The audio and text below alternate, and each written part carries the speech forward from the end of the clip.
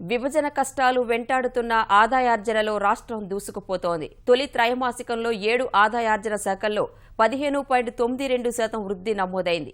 గతేడాదితో పోల్చితే ఈసారి ఆదాయ ఆర్జన కొంత ఆశాజనకంగానే ఉందని తెలుస్తోంది.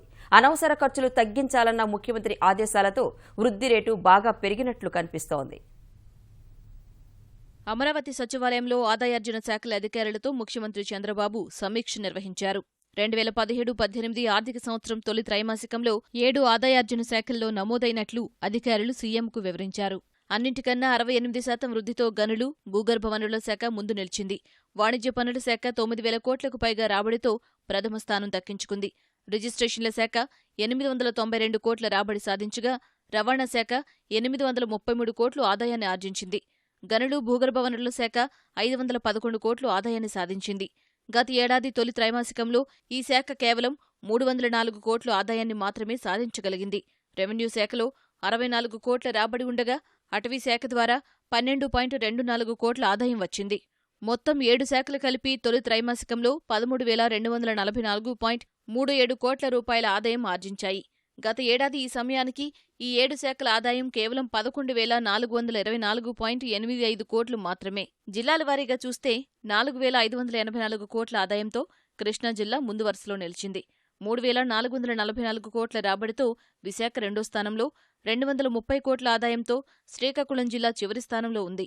మొత్తంగా తొలి త్రైమాసికంలో రాష్ట్ర ఆదాయం 32,978 కోట్ల మేర ఉండగా, వ్యయం 35,463 కోట్లుగా ఉందని అధికారులు ముఖ్యమంత్రికి వివరించారు. మిగిలిన రాష్ట్రాలతో పోల్చితే ఏపీలో ఉద్యోగుల జీతభత్యాల వ్యయం ఎక్కువగా ఉందని వివరించారు. తొలి త్రైమాసికంలో జలవనరుల శాఖ 4,435 కోట్ల వ్యయంతో అన్ని శాఖల కంటే అత్యధిక నిధులు వెచ్చించగా, 4,225 కోట్లు విద్యాశాఖ ఖర్చు చేసింది. అన్నింటికన్నా తక్కువగా రెవెన్యూ శాఖ 571 కోట్లు ఖర్చు చేసింది. ఆర్థిక నిర్వహణలో ప్రైవేటు సంస్థల సహాయాన్ని తీసుకోవాలని యోచిస్తున్నట్టు ముఖ్యమంత్రి తెలిపారు. కేంద్ర ప్రభుత్వం జనవరి-డిసెంబర్ మధ్యకాలాన్ని ఆర్థిక సంవత్సరంగా పరిగణించాలని భావిస్తున్నందున ఆ మేరకు రాష్ట్ర ప్రభుత్వం కూడా ఆర్థిక సంవత్సరం మార్పుపై నిర్ణయం తీసుకోవాల్సి ఉందని సమావేశంలో సీఎం ప్రస్తావించారు. అదే జరిగితే 2018 బడ్జెట్ను ఈ ఏడాది నవంబర్లోనే ప్రవేశపెట్టడానికి సన్నద్ధంగా ఉండాలని నిర్ణయించారు. ఏప్రిల్ నుంచి డిసెంబర్ 31 వరకు కాలాన్ని ఈ ఏడాది ట్రాన్సిషనల్ ఫైనాన్షియల్ ఇయర్గా పరిగణించనున్నారు. జీఎస్టీ అమలులో రాష్ట్రం ఇబ్బందుల్ని అధిగమించగలిగిందని ఈ సమావేశంలో అధికారులు ముఖ్యమంత్రికి వివరించారు. మొత్తం 115 వస్తువుల ధరలు జీఎస్టీ ప్రభావంతో తగ్గాయని, మరో 37 వస్తువుల ధరలు మాత్రమే పెరిగాయని తెలిపారు. జీఎస్టీ వల్ల ఆర్థిక లోటు ఏర్పడకుండా 5-10 ఏళ్ల అంచనాలు తీసుకుని ప్రజలపై భారం పడకుండా ప్రత్యామ్నాయ మార్గాలు ఆలోచించాలని అధికారులను సీఎం ఆదేశించారు.